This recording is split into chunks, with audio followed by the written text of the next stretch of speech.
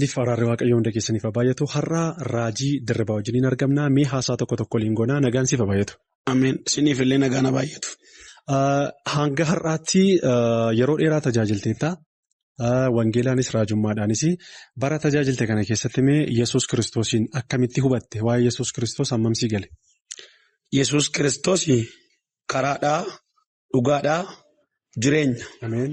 Eenyuyyuu yoo Yesuusiin ta'e malee gara abbaa dhaquu akka hin dandeenye, jireenya bara baraas qabaachuu akka hin dandeenye, namni hundumtuu beennee bakkaaf iddoo jirrutti Yesuus Kiristoositti amanuu qabnaan jedha.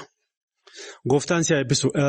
Namni Yesuus Kiristoositti amane tokko waa'ee Yesuus Kiristoos yoo xiqqaate qabxiiwwan meeqa beekuu qaba jettee yaadda? Walumaa gala Yesuus Kiristoositti amanuudhaaf Yesuus Kiristoosiin hubannoo guutuu qabaachuu qabaa jedheetan dubbadha. Hanga har'aatti yeroo tajaajiltu mee mudannoo ati baay'ee dinqisiifattu yookaan mudannoon addaa maal qabda jireenya kee keessatti? Jireenya koo keessatti wanti dinqisiifadhu yeroo ani waa'ee Yesuus Kiristoos karaa irrattis ta'ee sagantaa adda addaa irrattis ta'ee Yesuus nama duwwaa utuu hin taane waaqa guutuudha.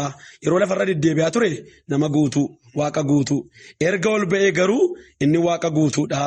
Kanaafiyyuu inni waaqa yeroon dubbadhu namoonni warri kaan immoo nama jechuu isaaniitu na dinqisiifachiisanaan. Nama utuu hin taane inni Yesuus waaqa guutuudha. Gooftaan si eebbisuu barri kee eebbifamu. Ameen ulfaadha.